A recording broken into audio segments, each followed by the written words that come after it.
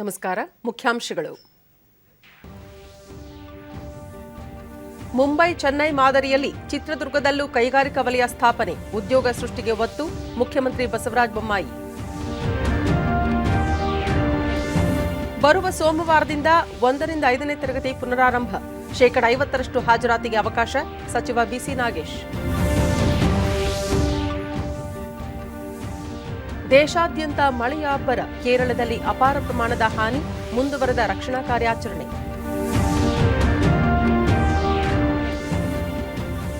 ಇಂದು ಸಮತ್ವದ ಸಂದೇಶ ಸಾರುವ ಈದ್ ಮಿಲಾದ್ ಆಚರಣೆ, ಗಣ್ಯರಿಂದ ಶುಭಾಶಯ.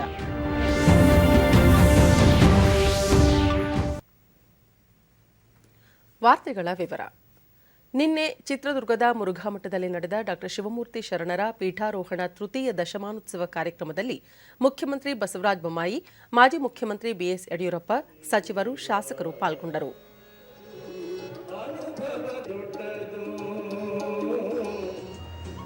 ಈ ವೇಳೆ ಮುಖ್ಯಮಂತ್ರಿ ಬಸವರಾಜ ಬೊಮ್ಮಾಯಿ ಅವರಿಗೆ ಬಸವಭೂಷಣ ಪ್ರಶಸ್ತಿಯನ್ನು, ಮಾಜಿ ಮುಖ್ಯಮಂತ್ರಿ ಬಿಎಸ್ ಯಡಿಯೂರಪ್ಪ ಅವರಿಗೆ ಶರಣಶ್ರೀ ಪ್ರಶಸ್ತಿಯನ್ನು ನೀಡಿ ಗೌರವಿಸಲಾಯಿತು.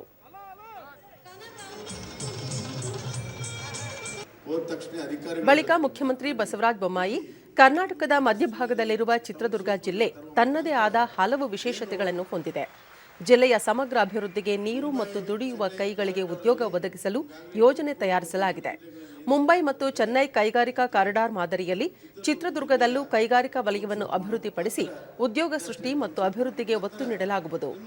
ಜಿಲ್ಲಾಧಿಕಾರಿಗಳು ಕೂಡಲೇ ಭೂಮಿಯನ್ನು ಗುರುತಿಸಿ ಶಿಫಾರಸು ಮಾಡುವಂತೆ ಸೂಚಿಸಿದರು. ಇಲ್ಲೇ ಡಿಸಿ ಅವರಿದ್ದಾರೆ ವೇದಿಕೆ ಮೇಲೆ. ಸುಮಾರು 1,000ದಿಂದ 2,000 ಎಕರೆ ಭೂಮಿಯನ್ನ ಇದಕ್ಕೆ ಗುರುತಿಸಿ ಕೂಡಲೇ ಅದಕ್ಕೆ ನೀವು ಶಿಫಾರಸನ್ನು ಮಾಡಿ ಕಳಿಸಿ, ನಾನು ಆದಷ್ಟು ಬೇಗನೆ ಇದನ್ನ ಕೆಲಸವನ್ನು ಮಾಡ್ತೇವೆ ಅಂತ ಕೂಡ ಈ ಸಂದರ್ಭದಲ್ಲಿ ಇಚ್ಛೆಪಡ್ತೇನೆ. ಇದೊಂದು ದೊಡ್ಡ ಯೋಜನೆ, ಇದೊಂದು ದೊಡ್ಡ ಯೋಜನೆ ಆಗಿದೆ. ಎಷ್ಟು ದೊಡ್ಡ ಯೋಜನೆ ಆಗಿದೆ ಅಂತಂದ್ರೆ, ಅವರು ಮೊನ್ನೆ ಮುಖ್ಯಮಂತ್ರಿಗಳಿದ್ದಾಗ ಕೇಂದ್ರಕ್ಕೆ ಹೋಗಿ ಈ ಯೋಜನೆಯ ಸಂಪೂರ್ಣ ಮಾಹಿತಿಯನ್ನು ಕೊಟ್ಟು ಇವತ್ತು ರಾಷ್ಟ್ರೀಯ ಯೋಜನೆಯಾಗಿ ಪರಿವರ್ತನೆ ಮಾಡುವಂತ ಕೊನೆಯ ಹಂತದಲ್ಲಿ ಇವತ್ತಿದೆ. ಕೇಂದ್ರದ ಕ್ಯಾಬಿನೆಟ್ನಲ್ಲಿ ಇದರ ನಿರ್ಣಯ ಅಂತಂದ್ರೆ ಇದೊಂದು ನ್ಯಾಷನಲ್ ಪ್ರಾಜೆಕ್ಟ್ ಆಗುತ್ತೆ. ಗುರುಗಳೇ, ನಾವು ಇದರ ಬಹಳಷ್ಟು ಸಂತೋಷ ಪಡ್ತೀರಿ. ಬಹಳ ವರ್ಷದ ಒಂದು ಬೇಡಿಕೆ, ಜನರ ಬಾಯಾರಿಕೆ ಜೊತೆಗೆ ಈ ಭೂಮಿ ತಾಯಿ ಬಾಯಾರಿಕೆಯನ್ನು ನೀಗಿಸಿರುವಂತದ್ದು ಸನ್ಮಾನ್ಯ ಯಡಿಯೂರಪ್ಪನವರು ಅಂತ ಹೇಳ್ತಾರೆ. ಮಾಜಿ ಮುಖ್ಯಮಂತ್ರಿ ಬಿಎಸ್ ಯಡಿಯೂರಪ್ಪ, ಮುರುಘಾಮಠದ ಆವರಣದಲ್ಲಿ ಬಸವಣ್ಣನವರ ಬೃಹತ್ ಪುತ್ಥಳಿ ಸ್ಥಾಪನೆ ಮಾಡಲಾಗುತ್ತಿದೆ. ಅಲ್ಲಮ ಪ್ರಭು ಮತ್ತು ಅಕ್ಕ ಮಹಾದೇವಿಯವರ ಜನ್ಮಸ್ಥಳವಾದ ಶಿಕಾರಿಪುರದ ಉಡುತಡಿಯನ್ನು ಸಾಂಸ್ಕೃತಿಕ ಕ್ಷೇತ್ರವಾಗಿ ಅಭಿವೃದ್ಧಿಪಡಿಸಲು ಸುಮಾರು 2,500 ಕೋಟಿ ರೂಪಾಯಿ ಒದಗಿಸಲಾಗಿದ್ದು, ದೇಶ ವಿದೇಶಗಳ ಪ್ರವಾಸಿಗರ ಮೆಚ್ಚಿನ ಪ್ರವಾಸಿ ಸ್ಥಳವಾಗಲಿದೆ ಎಂದು ತಿಳಿಸಿದರು. ಅಕ್ಕ ಮಹಾದೇವಿ ಹುಟ್ಟಿದಂತಹ ಸ್ಥಳದಲ್ಲಿ ಸುಮಾರು 2,500 ಕೋಟಿ ರೂಪಾಯಿನ ಖರ್ಚು ಮಾಡಿ ದೊಡ್ಡ ಒಂದು ಕಾರ್ಯವನ್ನು ಮಾಡುವಂಥ ಕೆಲಸ ಪ್ರಾರಂಭ ಆಗಿದೆ.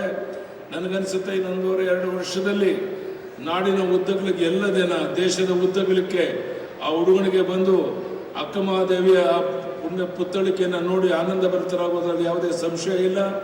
ಆ ರೀತಿ ದೊಡ್ಡ ಅಭಿವೃದ್ಧಿ ಕಾರ್ಯ ಈಗಾಗಲೇ ಪ್ರಾರಂಭ ಆಗಿದೆ ಅನ್ನೋದನ್ನು ನಿಮ್ಮೆಲ್ಲರ ಸಮಕ್ಷಮ ತಮಗೆ ತಿಳಿಸುವಂತಹ ಪ್ರಯತ್ನವನ್ನು ಮಾಡ್ತಾ ಇದ್ದೇನೆ.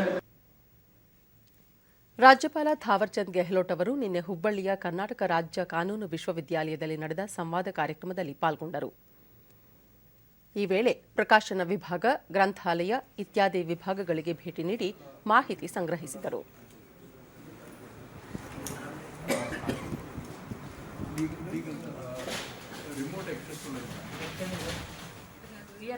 Now we are having e-lit software, sir.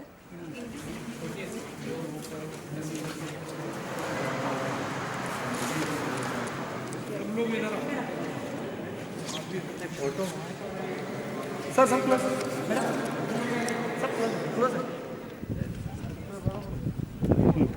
So how this university has ಬಳಿಕ ಅವರು ಕಾನೂನು ವಿದ್ಯಾರ್ಥಿಗಳೊಂದಿಗೆ ಸಂವಾದದಲ್ಲಿ ಪಾಲ್ಗೊಂಡರು. सर यहाँ पे हम लोग जब मूड कोर्ट कंपटीशन एक बहुत महत्वपूर्ण एक्सरसाइज होता है लॉ स्टूडेंट के लिए, वो सर्वांगीण विकास में कैसे सहायक हो सकती है सभी के लिए. Thank you sir. तो आपका शिक्षा नीति के कारण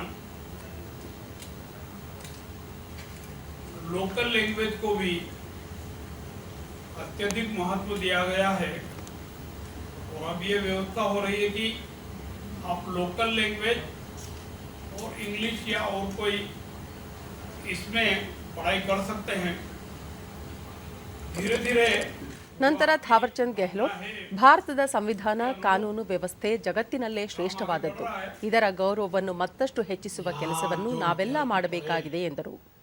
ಈ ವಿಶ್ವವಿದ್ಯಾಲಯದಲ್ಲಿ ಅಧ್ಯಯನ ಮಾಡಿದ ನೂರಾರು ವಿದ್ಯಾರ್ಥಿಗಳು ಹೈಕೋರ್ಟ್, ಸುಪ್ರೀಂ ಕೋರ್ಟ್ಗಳಲ್ಲಿ ಕೆಲಸ ಮಾಡುವ ಮೂಲಕ ವಿಶ್ವವಿದ್ಯಾಲಯಕ್ಕೆ ಹೆಸರು ತಂದಿದ್ದಾರೆ.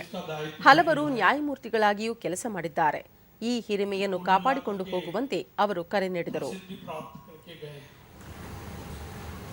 मैं आपके बीच में इसलिए आया हूं कि एक तो आपसे मिलना हो जाए, दूसरा आपके कोई सुझाव,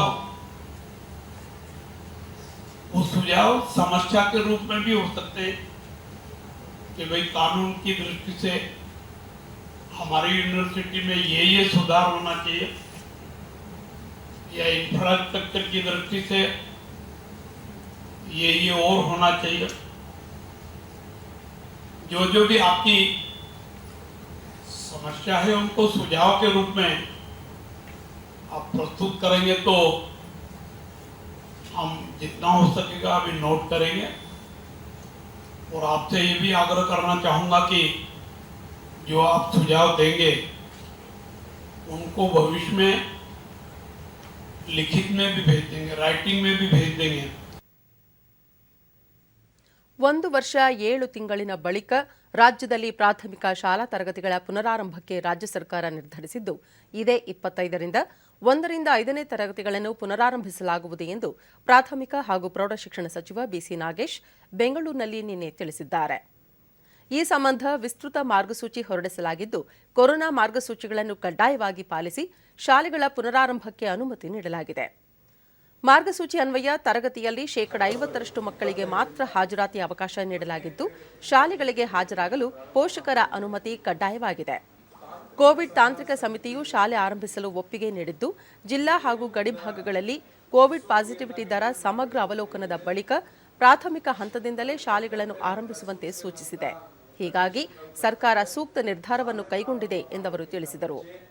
ಶಿಕ್ಷಣ ಇಲಾಖೆಯಿಂದ ಮಾರ್ಗಸೂಚಿಯನ್ನು ನಾವು ಸದ್ಯದಲ್ಲೇ ಬಿಡುಗಡೆ ಮಾಡುವಂಥದ್ದಿದ್ದೀವಿ ಅಂತ ಗೊತ್ತು. ಕಳೆದ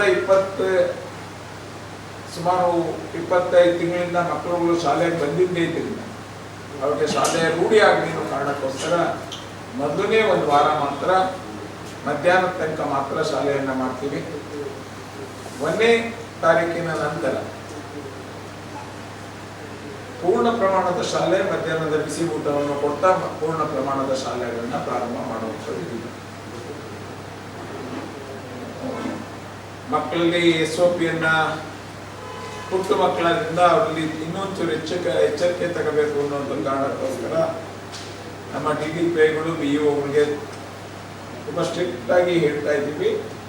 ಆ ಮಕ್ಕಳಲ್ಲಿ ಜಾಗೃತಿ ತರೋದಕ್ಕೋಸ್ಕರ ದಿನ ಒಂದು ಸ್ವಲ್ಪ ಹೊತ್ತು ಕೋವಿಡ್ ಬಗ್ಗೆ ಸಹಿತ ವಿಚಾರವನ್ನು ತಿಳಿಸಿ ಹೇಗೆ ಕೋವಿಡ್ ಫೈಟ್ ಮಾಡಬೇಕು ಅನ್ನುವಂಥ ವಿಚಾರವನ್ನು ತಿಳಿಸುವಂತ ಪ್ರಯತ್ನ. ಮಂಡ್ಯದ ಮೈಶುಗರ್ ಸಕ್ಕರೆ ಕಾರ್ಖಾನೆ ಪುನಶ್ಚೇತನಕ್ಕೆ ಸಂಬಂಧಿಸಿದಂತೆ ಜಿಲ್ಲೆಯ ಜನಪ್ರತಿನಿಧಿಗಳು ಹಾಗೂ ರೈತ ಮುಖಂಡರ ಜೊತೆ ಮುಖ್ಯಮಂತ್ರಿ ಬಸವರಾಜ ಬೊಮ್ಮಾಯಿ ವಿಧಾನಸೌಧದಲ್ಲಿ ನಿನ್ನೆ ಸಭೆ ನಡೆಸಿದರು. ಮೈಶುಗರ್ ಕಾರ್ಖಾನೆಯನ್ನು ಸರ್ಕಾರಿ ಸ್ವಾಮ್ಯದಲ್ಲಿ ನಡೆಸಬೇಕು ಎಂದು ಆಗ್ರಹಿಸಿ ಮಂಡ್ಯ ಜಿಲ್ಲಾ ರೈತರ ಹಿತರಕ್ಷಣಾ ಸಮಿತಿ ಒತ್ತಾಯ ಮಾಡಿತ್ತು. ಈ ನಿಟ್ಟಿನಲ್ಲಿ ನಿನ್ನೆ ಮೈಶುಗರ್ ಸಕ್ಕರೆ ಕಾರ್ಖಾನೆಯ ಪುನಶ್ಚೇತನ ಕುರಿತು ಮಂಡ್ಯ ಜಿಲ್ಲೆಯ ಜನಪ್ರತಿನಿಧಿಗಳು ಹಾಗೂ ರೈತ ಮುಖಂಡರೊಂದಿಗೆ ಮುಖ್ಯಮಂತ್ರಿ ಚರ್ಚೆ ನಡೆಸಿದರು. ಸಚಿವರಾದ JC Madhuswamy, KC Narayanagowda, ST Somashekar, Shankar Patil Munenakoppa, Mandya ಸಂಸದೆ ಸುಮಲತಾ ಅಂಬರೀಶ್ ಹಾಗೂ ಆ ಭಾಗದ ಶಾಸಕರು, ರೈತ ಮುಖಂಡರು ಸಭೆಯಲ್ಲಿ ಉಪಸ್ಥಿತರಿದ್ದರು. ಬಳಿಕ ಬಸವರಾಜ ಬೊಮ್ಮಾಯಿ ಮೈಶುಗರ್ ಕಾರ್ಖಾನೆ ಪುನಶ್ಚೇತನಗೊಳಿಸಲು ಈಗಾಗಲೇ ಸಚಿವ ಸಂಪುಟದಲ್ಲಿ ಚರ್ಚಿಸಲಾಗಿದ್ದು, ಹಾಲಿ ಕಾರ್ಖಾನೆಯಲ್ಲಿನ ಯಂತ್ರೋಪಕರಣಗಳ ವಸ್ತುಸ್ಥಿತಿ, ಪುನಶ್ಚೇತನದ ಬಳಿಕ ಅಗತ್ಯವಿರುವ ಹಣಕಾಸು ನೆರವು ಇತ್ಯಾದಿಗಳ ಕುರಿತು ಸರ್ಕಾರಕ್ಕೆ ಸಂಪೂರ್ಣ ಮಾಹಿತಿ ವರದಿ ಅಗತ್ಯವಿದೆ. ಈ ನಿಟ್ಟಿನಲ್ಲಿ ಅಧಿಕಾರಿಗಳು ಸಮಗ್ರ ಪರಿಶೀಲನೆ ನಡೆಸಬೇಕು. ತಜ್ಞ ಅಧಿಕಾರಿಗಳು ನೀಡುವ ವರದಿಯನ್ನು ಪಡೆದು ಬಳಿಕ ಸಚಿವ ಸಂಪುಟದಲ್ಲಿ ಅಂತಿಮ ತೀರ್ಮಾನ ಕೈಗೊಳ್ಳಲಾಗುವುದು ಎಂದರು. ಶೀಘ್ರ ಕಾರ್ಖಾನೆಯಲ್ಲಿ ಕಬ್ಬು ಅರೆಯುವ ಪ್ರಕ್ರಿಯೆ ಆರಂಭಿಸಲು ಯಂತ್ರೋಪಕರಣಗಳನ್ನು ಸಜ್ಜುಗೊಳಿಸಲು ಸೂಚಿಸಲಾಗಿದೆ. ಮೈ ಶುಗರ್ ಕಾರ್ಖಾನೆ ಯಾವುದೇ ಕಾರಣಕ್ಕೂ ಖಾಸಗೀಕರಣ ಮಾಡುವುದಿಲ್ಲ ಎಂದವರು ಸ್ಪಷ್ಟಪಡಿಸಿದರು. ಒಬ್ಬ ಅಲ್ಲಿ ದಕ್ಷ ಅಧಿಕಾರಿಗಳನ್ನು, ಒಬ್ಬ MDನ ಮತ್ತು ಈ ಇಂಡಸ್ಟ್ರಿಯಲ್ಲಿ ಎಕ್ಸ್ಪರ್ಟ್ ಇರುವಂಥವ್ರನ್ನ ನೇಮಿಸಿ, ಆಮೇಲೆ ಒಬ್ಬರು ನಮ್ಮ AG ಕೊಡುವಂಥ ಒಬ್ಬ ಅಕೌಂಟೆಂಟನ್ನು ಕೂಡ ನೇಮಿಸಿ, ಯಾಕಂದರೆ ಸರಿಯಾಗಿ ಎಲ್ಲ ನೋಡಿಕೊಂಡು ಅವರೆಲ್ಲ ಕೊಡುವಂಥ ರಿಪೋರ್ಟನ್ನು ತೆಗೆದುಕೊಂಡು ಮತ್ತೆ ಕ್ಯಾಬಿನೆಟ್ಟಿಗೆ ಹೋಗಿ ಕ್ಯಾಬಿನೆಟ್ನಲ್ಲಿ ಅಂತಿಮ ತೀರ್ಮಾನ ಮಾಡ್ತೀವಿ. ಆದರೆ ಈ ಮಧ್ಯೆ ಅಲ್ಲಿ ಮುಂದಿನ ಸೀಸನ್ನಲ್ಲಿ ನಾವು ಕಬ್ಬನ್ನು ಅರಗಿಸ್ತೇವೆ ಅನ್ನುವಂಥ ಒಂದು ಫರ್ಮ್ ನಿರ್ಣಯ ಅದು. ಆ ಮುಂದಿನ ಸೀಸನ್ ಕಬ್ಬು ಅರಗಿಸೋದಕ್ಕೆ ನಾವು ಈಗಲಿಂದಲೇ ಕೆಲವು ಮೆಷಿನರಿನ ಅಪ್ಡೇಟ್ ಮಾಡೋದು, ಓರಲಿಂಗ್ ಮಾಡುವಂಥದ್ದು, ಅದಕ್ಕೆಲ್ಲದಕ್ಕೂ ಏನೆಲ್ಲ ಬೇಕು, ಅದಕ್ಕೆ ಇಮಿಡಿಯೇಟ್ಲಿ ಎಷ್ಟು ಹಣ ಬೇಕು ಅದನ್ನು ಕೂಡ ನಾವು ಬಿಡುಗಡೆ ಮಾಡ್ತೀವಿ. ಈಗೇನು ಲಾಸ್ಟ್ ಟೈಮ್ ಖಾಸಗೀಕರಣ ಆಗಿತ್ತು, ಆ ನಿರ್ಣಯವನ್ನು ಸದ್ಯಕ್ಕೆ ಕಾರ್ಯಾಚರಣೆಯನ್ನು ಮಾಡದಿರೋದಕ್ಕೆ ತೀರ್ಮಾನ. ಕೇಂದ್ರ ವಾರ್ತಾ ಮತ್ತು ಪ್ರಸಾರ ಖಾತೆ ರಾಜ್ಯ ಸಚಿವ ಡಾಕ್ಟರ್ ಎಲ್ ಮುರುಗನ್ ಬೆಂಗಳೂರಿನಲ್ಲಿ ನಿನ್ನೆ ಕರ್ನಾಟಕ ಚಲನಚಿತ್ರ ವಾಣಿಜ್ಯ ಮಂಡಳಿಯ ಸಭೆಯಲ್ಲಿ ಭಾಗವಹಿಸಿದ್ದರು. ಕರ್ನಾಟಕ ಚಲನಚಿತ್ರ ವಾಣಿಜ್ಯ ಮಂಡಳಿ ಅಧ್ಯಕ್ಷ ಡಿಆರ್ ಜಯರಾಜ್, ಉಪಾಧ್ಯಕ್ಷ ಉಮೇಶ್ ಬಣಕಾರ್, ನಿಕಟಪೂರ್ವ ಅಧ್ಯಕ್ಷ ಎ ಚಿನ್ನೇಗೌಡ, ಡಾಕ್ಟರ್ ರಾಜ್ಕುಮಾರ್ ಅಭಿಮಾನಿಗಳ ಸಂಘದ ಅಧ್ಯಕ್ಷ ಸಾರಾ ಗೋವಿಂದು, ನಟ ಶಿವರಾಜ್ಕುಮಾರ್ ಸೇರಿದಂತೆ ಮತ್ತಿತರರು ಉಪಸ್ಥಿತರಿದ್ದರು. ಬಳಿಕ ಡಾಕ್ಟರ್ ಎಲ್ ಮುರುಗನ್ ಕರ್ನಾಟಕ ಸರ್ಕಾರ ಕೊರೋನಾ ಸಂಕಷ್ಟದ ಸಂದರ್ಭದಲ್ಲಿ ಚಲನಚಿತ್ರ ಮಂದಿರದ ಕಂದಾಯ ವಿನಾಯಿತಿ ನೀಡಿರುವುದು ಪ್ರಶಂಸನೀಯವಾಗಿದ್ದು, ಕಳೆದ ಆರ್ಥಿಕ ವರ್ಷದಲ್ಲಿ 125 ಚಲನಚಿತ್ರಗಳಿಗೆ ತಲಾ 10 ಲಕ್ಷ ರೂಪಾಯಿ ಸಹಾಯಧನ ಒದಗಿಸಿರುವುದು ಚಿತ್ರೋದ್ಯಮದ ಪ್ರೋತ್ಸಾಹಕ್ಕೆ ನೆರವು ಒದಗಿಸಲಿದೆ ಎಂದರು. ಜಿಎಸ್ಟಿ ಸಡಿಲಿಕೆ, ಹಿಂದಿ ಭಾಷಾ ಸೆನ್ಸಾರ್ ಅವಕಾಶ, ಪ್ರಾಣಿದಯಾ ಸಂಘದಿಂದ ಇರುವ ತೊಡಕುಗಳು ಸೇರಿದಂತೆ ಹಲವು ಬೇಡಿಕೆಗಳ ಈಡೇರಿಕೆಗೆ ಚಲನಚಿತ್ರ ವಾಣಿಜ್ಯ ಮಂಡಳಿ ಮನವಿ ಮಾಡಿದೆ ಎಂದು ತಿಳಿಸಿದರು. ಉದ್ಯಮ ಕ್ಷೇತ್ರದಲ್ಲಿ ಸರಳೀಕರಣ ಸರ್ಕಾರದ ಆದ್ಯತೆಯಾಗಿದ್ದು, ಉದ್ಯಮಿಗಳಿಗೆ ಸಾಕಷ್ಟು ಅವಕಾಶಗಳನ್ನು ಕಲ್ಪಿಸಲಾಗಿದೆ ಎಂದರು. 234 applications from the producers for the certification. In that 226 applications certified already.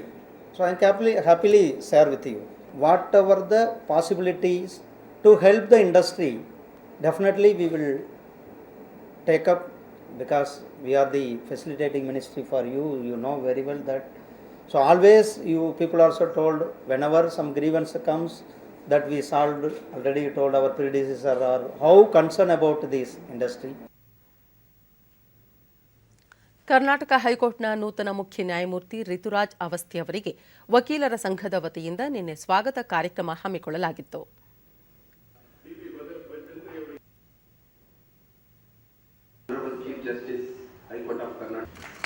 ಇದೇ ವೇಳೆ ಪಾಟ್ನಾ ಹೈಕೋರ್ಟ್ಗೆ ವರ್ಗಾವಣೆಗೊಂಡಿರುವ ಕರ್ನಾಟಕ ಹೈಕೋರ್ಟ್ ನ್ಯಾಯಮೂರ್ತಿ PB ಭಜಂತ್ರಿ ಅವರಿಗೂ ಸಂಘದ ವತಿಯಿಂದ ಬೀಳ್ಕೊಡುಗೆ ಸಮಾರಂಭ ಏರ್ಪಡಿಸಲಾಗಿತ್ತು. ಮುಖ್ಯ ನ್ಯಾಯಮೂರ್ತಿ ರಿತುರಾಜ್ ಅವಸ್ಥಿ ಮಾತನಾಡಿ, ಕರ್ನಾಟಕದಲ್ಲಿ ನ್ಯಾಯದಾನ ವ್ಯವಸ್ಥೆ ಇತರ ರಾಜ್ಯಗಳಿಗಿಂತ ಆದರ್ಶವಾಗಿದ್ದು, ಪರಸ್ಪರ ಸಹಕಾರದಲ್ಲಿ ಕೆಲಸ ಮಾಡುವ ಬಗ್ಗೆ ತಾವು ಹೆಚ್ಚು ನಂಬಿಕೆ ಹೊಂದಿದ್ದು, ನ್ಯಾಯಮೂರ್ತಿಗಳು, ವಕೀಲರ ಸಂಘ, ನ್ಯಾಯವಾದಿಗಳ ಸಹಕಾರದಲ್ಲಿ ನ್ಯಾಯದಾನ ಮಾಡುವುದಾಗಿ ತಿಳಿಸಿದರು. That the bar and the bench should have a cordial relation and better coordination. The advocates are the officers of the court and play an extremely vital role in the administration of justice. The aim of both the bar and the bench should be to enforce true justice to the consumers of justice, and the interests of the litigant shall be the foremost. Since each and every member of the association ನ್ಯಾಯಮೂರ್ತಿ PB Bhajantri ಕಕ್ಷಿದಾರರಿಗೆ ಸಮಯಾನುಸಾರ ನ್ಯಾಯ ದೊರಕಿಸುವ ಕುರಿತು ನ್ಯಾಯವಾದಿಗಳಿಗೆ ಕಾರ್ಯಾಗಾರಗಳನ್ನು ಹಮ್ಮಿಕೊಳ್ಳಬೇಕೆಂದು ಅಭಿಪ್ರಾಯಪಟ್ಟರು. For organizing lectures through judges, senior counsels, advocates who are well-versed in the relevant subjects like the Constitution, CPC, CRPC and allied subjects in the interest of the advocates in rendering justice to the litigants. ವಕೀಲರ ಸಂಘದ ಅಧ್ಯಕ್ಷ AP Ranganath ನೂತನ ಮುಖ್ಯ ನ್ಯಾಯಮೂರ್ತಿಗಳಿಗೆ ಕರ್ನಾಟಕದಿಂದ ಎಲ್ಲ ಸಹಕಾರ ದೊರೆಯಲಿ ಎಂದು ಆಶಿಸಿದರು. ನ್ಯಾಯಮೂರ್ತಿಗಳು ಪಟ್ನಾ ಹೈಕೋರ್ಟ್ನ ನ್ಯಾಯಮೂರ್ತಿಯಾಗಿ ವರ್ಗಾವಣೆಗೊಂಡಿರುವ ಈ ಸಂದರ್ಭದಲ್ಲಿ ಅವರು ಕರ್ನಾಟಕದ ಕಂಪನ್ನ ಬಿಹಾರದಲ್ಲಿ ಪಸರಿಸಲಿ. ರಾಜ್ಯದಲ್ಲಿ ನಿನ್ನೆ ಹೊಸದಾಗಿ 214 ಕೋವಿಡ್ ಪ್ರಕರಣಗಳು ದೃಢಪಟ್ಟಿದ್ದು, ಇದರೊಂದಿಗೆ ಒಟ್ಟು ಸೋಂಕು ಪ್ರಕರಣಗಳ ಸಂಖ್ಯೆ 29,83,673ಕ್ಕೆ ಏರಿಕೆಯಾಗಿದೆ. ನಿನ್ನೆ 488 ಮಂದಿ ಆಸ್ಪತ್ರೆಯಿಂದ ಬಿಡುಗಡೆಯಾಗಿದ್ದು, ಇದುವರೆಗೂ ಗುಣಮುಖರಾದವರ ಒಟ್ಟು ಸಂಖ್ಯೆ 29,36,527ಕ್ಕೆ ತಲುಪಿದೆ. ನಿನ್ನೆ 12 ಮಂದಿ ಸಾವನ್ನಪ್ಪಿದ್ದು, ಮೃತಪಟ್ಟವರ ಸಂಖ್ಯೆ 37,953ಕ್ಕೆ ಏರಿಕೆಯಾಗಿದೆ.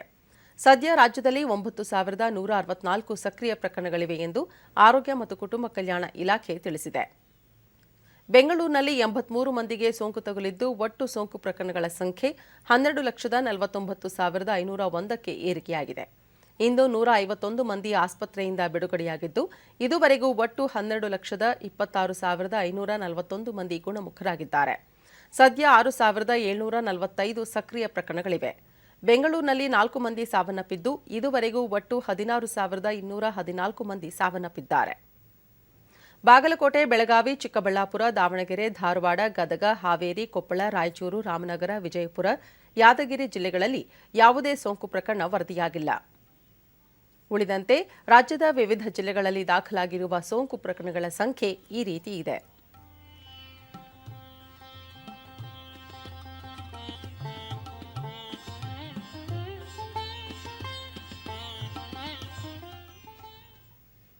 ಪ್ರಧಾನಿ ನರೇಂದ್ರ ಮೋದಿ ನಾಳೆ ಉತ್ತರ ಪ್ರದೇಶದ ಕುಶಿನಗರ ಅಂತಾರಾಷ್ಟ್ರೀಯ ವಿಮಾನ ನಿಲ್ದಾಣವನ್ನು ಲೋಕಾರ್ಪಣೆಗೊಳಿಸಲಿದ್ದಾರೆ. ಇದು ಉತ್ತರ ಪ್ರದೇಶದ 3ನೇ ಅಂತಾರಾಷ್ಟ್ರೀಯ ವಿಮಾನ ನಿಲ್ದಾಣವಾಗಿದೆ. ಕುಶಿನಗರ ಗೌತಮ ಬುದ್ಧ ಮಹಾಪರಿನಿರ್ವಾಣ ಪಡೆದ ಸ್ಥಳವಾಗಿದೆ. ಈ ವಿಮಾನ ನಿಲ್ದಾಣ ಈ ಭಾಗದ ಅಭಿವೃದ್ಧಿಯಲ್ಲಿ ಪ್ರಮುಖ ಪಾತ್ರ ವಹಿಸಲಿದೆ. ಕುಶಿನಗರದ ಬೌದ್ಧ ಸನ್ಯಾಸಿಗಳು ಈ ವಿಮಾನ ನಿಲ್ದಾಣ ಆರಂಭಗೊಳ್ಳುತ್ತಿರುವುದಕ್ಕೆ ಸಂತಸ ವ್ಯಕ್ತಪಡಿಸಿದ್ದು, ಪ್ರಧಾನಿ ನರೇಂದ್ರ ಮೋದಿ ಅವರಿಗೆ ಧನ್ಯವಾದ ಸಲ್ಲಿಸಿದ್ದಾರೆ.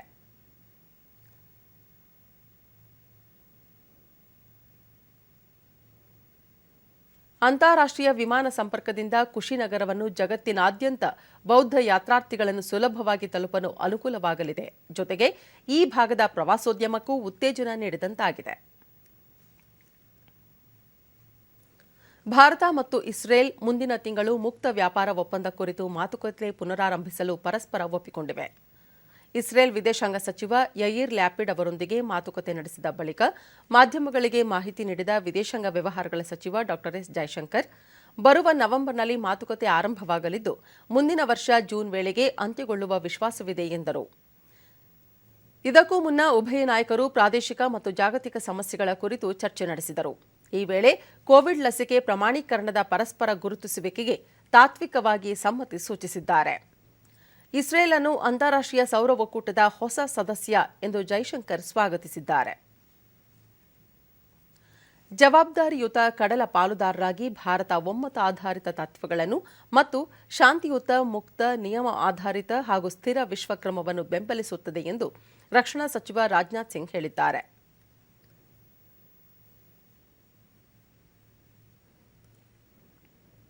ನಿನ್ನೆಯಿಂದ ಆಯೋಜನೆಯಾಗಿರುವ ಭಾರತೀಯ ನೌಕಾಪಡೆಯ ಕಮಾಂಡರ್ಗಳ ದ್ವೈವಾರ್ಷಿಕ ಸಮಾವೇಶವನ್ನು ಉದ್ಘಾಟಿಸಿ ಭಾರತೀಯ ನೌಕಾಪಡೆಯ ಸಮಗ್ರ ಮಾನವರಹಿತ ಮಾರ್ಗಸೂಚಿ ಕೈಪಿಡಿಯನ್ನು ಸಚಿವರು ಬಿಡುಗಡೆ ಮಾಡಿದರು. ನಂತರ ರಾಷ್ಟ್ರೀಯ ಸಾಗರ ಸುರಕ್ಷತೆ ಸೇರಿದಂತೆ ಭದ್ರತೆ ಕುರಿತ ವಿಚಾರಗಳ ಕುರಿತು ಹಿರಿಯ ಸೇನಾಧಿಕಾರಿಗಳೊಂದಿಗೆ ಸಚಿವರು ಸಮಾಲೋಚನೆ ನಡೆಸಿದರು. ಈ ವೇಳೆ ಭಾರತ ಹಿಂದೂ ಮಹಾಸಾಗರ ಪ್ರದೇಶವನ್ನು ಸಾರ್ವತ್ರಿಕ ಮೌಲ್ಯಗಳ ನಿಯಮಾಧಾರಿತ ನೌಕಾಯಾನ ಸ್ವಾತಂತ್ರ್ಯ ಮತ್ತು ಮುಕ್ತ ವ್ಯಾಪಾರದೊಂದಿಗೆ ಪಾಲ್ಗೊಳ್ಳುವ ಎಲ್ಲಾ ದೇಶಗಳ ಹಿತಾಸಕ್ತಿಗಳನ್ನು ರಕ್ಷಿಸುತ್ತದೆ ಎಂದರು. ಸೇನಾ ಸಿಬ್ಬಂದಿ ಮುಖ್ಯಸ್ಥ ಸಿಡಿಎಸ್ ಜನರಲ್ ಬಿಪಿನ್ ರಾವತ್, ನೌಕಾಪಡೆ ಮುಖ್ಯಸ್ಥ ಅಡ್ಮಿರಲ್ ಕರಂಬೀರ್ ಸಿಂಗ್ ಮತ್ತಿತರರು ಹಾಜರಿದ್ದರು. ಕೇರಳದಲ್ಲಿ ರಾಜ್ಯಾದ್ಯಂತ ಸುರಿಯುತ್ತಿರುವ ವರ್ಷಧಾರೆಯಿಂದಾಗಿ ಅಪಾರ ಪ್ರಮಾಣದ ಹಾನಿ ಸಂಭವಿಸಿದ್ದು, ಭೂಕುಸಿತ ಹಾಗೂ ಭಾರೀ ಮಳೆಗೆ ಮೃತಪಟ್ಟವರ ಸಂಖ್ಯೆ 27ಕ್ಕೆ ಏರಿದೆ. ಕೊಟ್ಟಾಯಂ, ಇಡುಕ್ಕಿ ಮತ್ತು ಪಟ್ಟಣಂತಿಟ್ಟ ಜಿಲ್ಲೆಗಳಲ್ಲಿ ಭೂಕುಸಿತ ಸಂಭವಿಸಿದ್ದು, ರಕ್ಷಣಾ ಮತ್ತು ಪರಿಹಾರ ಸಮರೋಪಾದಿಯಲ್ಲಿ ಸಾಗಿದೆ. ಇಡುಕ್ಕಿ ಜಿಲ್ಲೆಯ ಕೊಕ್ಕಯಾರ್ನಲ್ಲಿ ಭೂಕುಸಿತದಿಂದ ಕಣ್ಮರೆಯಾಗಿರುವ ಜನರಿಗಾಗಿ ಶೋಧ ಕಾರ್ಯ ಮುಂದುವರೆದಿದೆ. ಭಾರೀ ಮಳೆಯಿಂದಾಗಿ ನದಿ ನೀರಿನ ಮಟ್ಟ ಏರಿಕೆಯಾಗಿದ್ದು, ನದಿ ಪಾತ್ರದ ಜನರಿಗೆ ಎಚ್ಚರಿಕೆಯಿಂದಿರುವಂತೆ ಹೊರಬಿಡುವ ಸಾಧ್ಯತೆ ಇದೆ. ಹೀಗಾಗಿ ನದಿ ಪಾತ್ರದ ಜನರು ಸುರಕ್ಷಿತದಿಂದಿರುವಂತೆ ಎಚ್ಚರಿಸಲಾಗಿದೆ. ಭಾರೀ ಮಳೆಯಿಂದಾಗಿ ಇದೇ 21 ಮತ್ತು 23ರಂದು ನಿಗದಿಯಾಗಿದ್ದ ಕೇರಳ ಪಿಎಸ್ಸಿ ಪರೀಕ್ಷೆಗಳನ್ನು ಮುಂದೂಡಲಾಗಿದೆ. ಹಾಗೆಯೇ ಮುಂಜಾಗ್ರತಾ ಕ್ರಮವಾಗಿ ಇದೇ 25ರವರೆಗೆ ಶಾಲಾ ಕಾಲೇಜುಗಳಿಗೆ ರಜೆ ಘೋಷಿಸಲಾಗಿದೆ. ದೆಹಲಿ, ಮಧ್ಯಪ್ರದೇಶ, ಒಡಿಶಾ, ಜಾರ್ಖಂಡ್, ಛತ್ತೀಸ್ಗಢ, ಉತ್ತರ ಪ್ರದೇಶ ಸೇರಿದಂತೆ ಉತ್ತರ ಭಾರತದ ಹಲವು ರಾಜ್ಯಗಳಲ್ಲೂ ಧಾರಾಕಾರ ಮಳೆಯಾಗಿದ್ದು ಜನಜೀವನ ಅಸ್ತವ್ಯಸ್ತಗೊಂಡಿದೆ.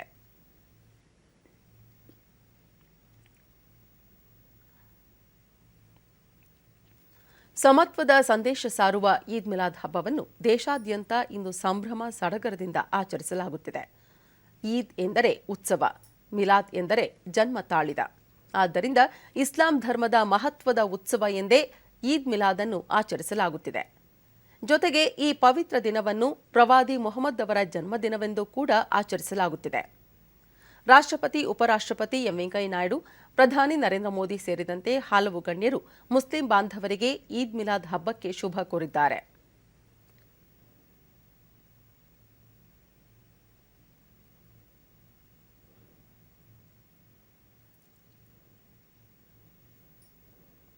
ರಾಮನಾಥ್ ಕೋವಿಂದ್ ಈದ್ ಹಬ್ಬದಂದು ನಾವೆಲ್ಲರೂ ಜೊತೆಗೂಡಿ ಪ್ರವಾದಿ ಮೊಹಮ್ಮದ್ ಪೈಗಂಬರರ ಸಂದೇಶ ಹಾಗೂ ಜೀವನ ಶೈಲಿಯಿಂದ ಪ್ರೇರಿತರಾಗೋಣ ಎಂದು ಟ್ವೀಟ್ ಸಂದೇಶದಲ್ಲಿ ತಿಳಿಸಿದ್ದಾರೆ.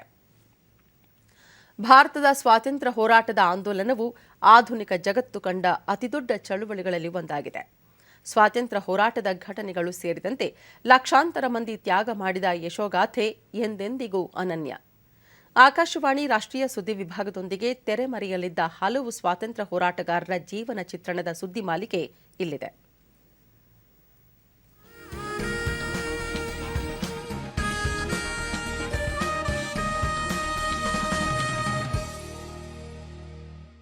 ರಾಮಕೃಷ್ಣ ಕತ್ರಿಯವರು ಮಹಾರಾಷ್ಟ್ರದ ಬುಲ್ದಾನ ಜಿಲ್ಲೆಯಲ್ಲಿ 1902ರಂದು ಜನಿಸಿದರು.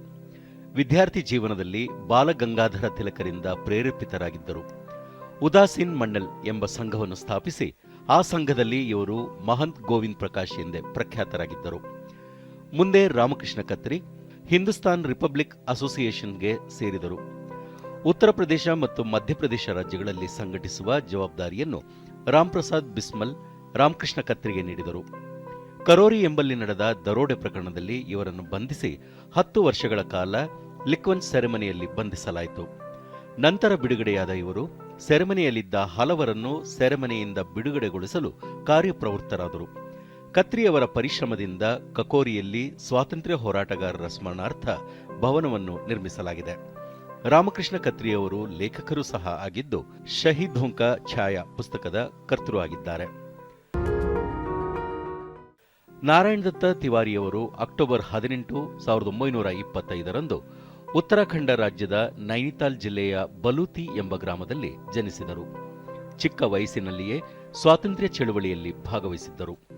1942ರ ಡಿಸೆಂಬರ್ನಲ್ಲಿ ಇವರನ್ನು ಬ್ರಿಟಿಷರ ದುರಾಡಳಿತದ ವಿರುದ್ಧ ಕರಪತ್ರ ರಚಿಸಿದ್ದಕ್ಕಾಗಿ ಬಂಧಿಸಲಾಯಿತು. ಬಳಿಕ ನೈನಿತಾಲ್ ಸೆರೆಮನೆ ವಾಸದಲ್ಲಿ ಇರಿಸಲಾಗಿತ್ತು. 1944ರಲ್ಲಿ ಸೆರೆಮನೆ ವಾಸದಿಂದ ಬಿಡುಗಡೆಯಾಗಿ ಅಲಹಾಬಾದ್ ವಿಶ್ವವಿದ್ಯಾನಿಲಯದಲ್ಲಿ ಶಿಕ್ಷಣಕ್ಕಾಗಿ ಸೇರ್ಪಡೆಯಾದರು.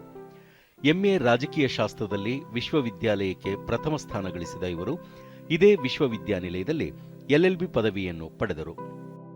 1947ರಲ್ಲಿ ಅಲಹಾಬಾದ್ ವಿಶ್ವವಿದ್ಯಾನಿಲಯದ ವಿದ್ಯಾರ್ಥಿ ಸಂಘಕ್ಕೆ ಅಧ್ಯಕ್ಷರಾಗಿ ಆಯ್ಕೆಯಾಗಿ 1952ರಲ್ಲಿ ನಡೆದ ಉತ್ತರ ಪ್ರದೇಶದ ಸಾರ್ವಜನಿಕ ಚುನಾವಣೆಯಲ್ಲಿ ಶಾಸಕರಾಗಿ ನೈನಿತಾಲ್ನಿಂದ ಆಯ್ಕೆಯಾದರು. ಇವರು ಉತ್ತರ ಪ್ರದೇಶದ ಹಣಕಾಸು ಮತ್ತು ಸಂಸದೀಯ ವ್ಯವಹಾರಗಳ ಸಚಿವರಾಗಿ ಚೌಧರಿ ಚರಣ್ ಸಿಂಗ್ ಸರ್ಕಾರದಲ್ಲಿ ಸೇವೆ ಸಲ್ಲಿಸಿದರು. ನಾರಾಯಣ್ ದತ್ತ ತಿವಾರಿಯವರು 3 ಬಾರಿ ಉತ್ತರ ಪ್ರದೇಶದ ಮುಖ್ಯಮಂತ್ರಿಗಳಾಗಿ ಸೇವೆ ಸಲ್ಲಿಸಿ ಕೇಂದ್ರ ಸರ್ಕಾರದಲ್ಲಿ ಕೈಗಾರಿಕೆ, ಪೆಟ್ರೋಲಿಯಂ, ವಿದೇಶಾಂಗ ವ್ಯವಹಾರ, ಹಣಕಾಸು ಸಚಿವರಾಗಿ ಕಾರ್ಯನಿರ್ವಹಿಸಿದರು. ಉತ್ತರ ಪ್ರದೇಶವನ್ನು ವಿಭಾಗಿಸಿ ರಚಿಸಲಾದ ಹೊಸ ರಾಜ್ಯ ಉತ್ತರಾಖಂಡ ಜಿಲ್ಲೆಯ ಮೊದಲ ಮುಖ್ಯಮಂತ್ರಿಗಳಾದ ಕೀರ್ತಿ ಇವರದ್ದು. 2002ರಿಂದ 2007ರವರೆಗೆ ಇವರು ಆಂಧ್ರಪ್ರದೇಶದ ರಾಜ್ಯಪಾಲರಾಗಿಯೂ ಸೇವೆ ಸಲ್ಲಿಸಿದ್ದರು. ತಮ್ಮ ಹುಟ್ಟುಹಬ್ಬದ ದಿನವಾದ ಅಕ್ಟೋಬರ್ 18ರಂದೇ 2018ರಲ್ಲಿ ನಿಧನರಾದರು.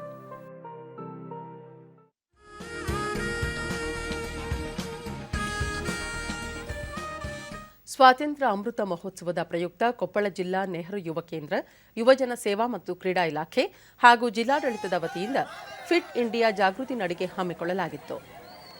ಜಿಲ್ಲಾ ಕ್ರೀಡಾಂಗಣದಿಂದ ಕುಷ್ಟಗಿ ವೃತ್ತದವರೆಗೆ ಹಮ್ಮಿಕೊಂಡಿದ್ದ ಸ್ವಾತಂತ್ರ್ಯ ಓಟದಲ್ಲಿ ಕಾಲೇಜು ವಿದ್ಯಾರ್ಥಿಗಳು, ಎನ್ಎಸ್ಎಸ್, ಎನ್ಸಿಸಿ ಸ್ವಯಂ ಸೇವಕರು ಪಾಲ್ಗೊಂಡಿದ್ದರು.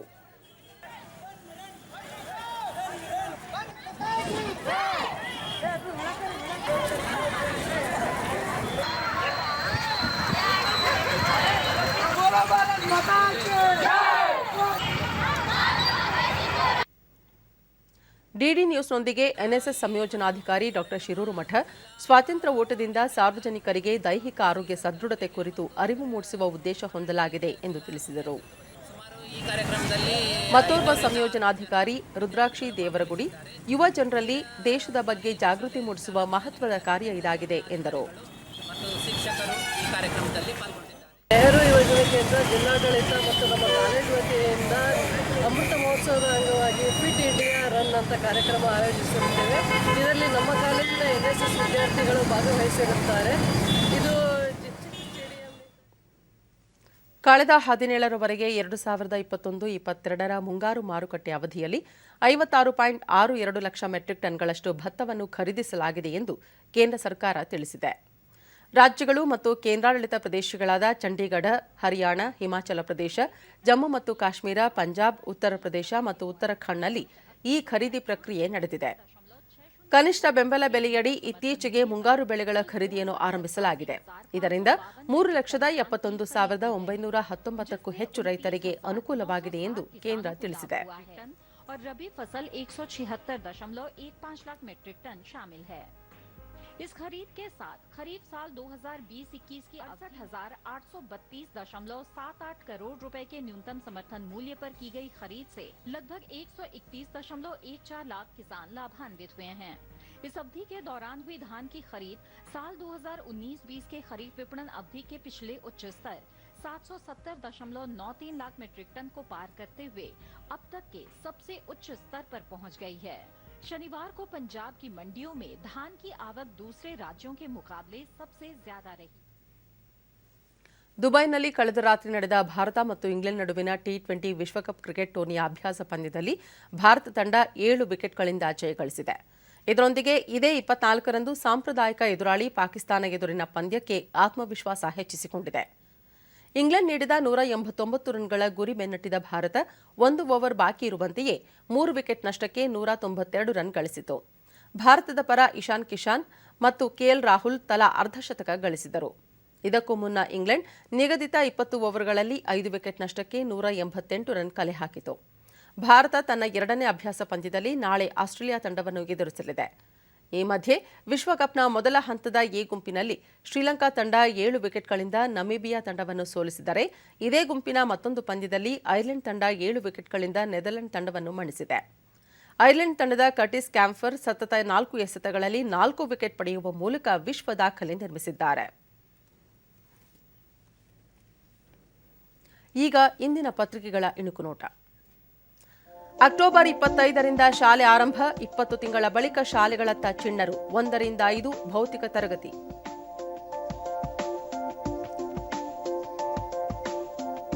ತಗ್ಗಿದ ಕೊರೋನಾ ಆತಂಕ, ಬೇಡ 3ನೇ ಅಲೆ ಭಯ, ರಾಜ್ಯಕ್ಕೆ ತಜ್ಞರ ಅಭಯ.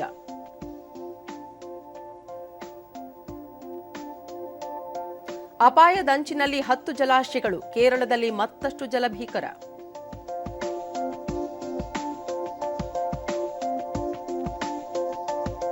ಮೈ ಶುಗರ್ ಕಾರ್ಖಾನೆ ಸರ್ಕಾರದಿಂದ ನಿರ್ವಹಣೆ, ಸಿಎಂ ಅಧ್ಯಕ್ಷತೆಯಲ್ಲಿ ನಡೆದ ಸಭೆಯಲ್ಲಿ ನಿರ್ಧಾರ.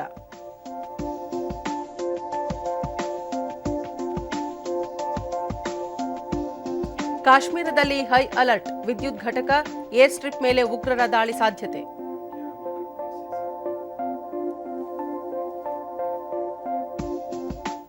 ಕೊನೆಯಲ್ಲಿ ಮತ್ತೊಮ್ಮೆ ಮುಖ್ಯಾಂಶಗಳು.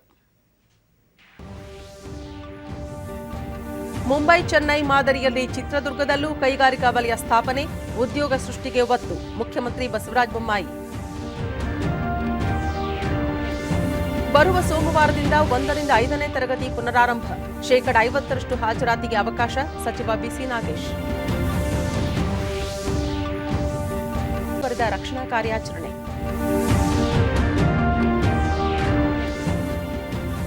ಇಂದು ಸಮತ್ವದ ಸಂದೇಶ ಸಾರುವ ಈದ್ ಮಿಲಾದ್ ಆಚರಣೆ, ಗಣ್ಯರಿಂದ ಶುಭಾಶಯ.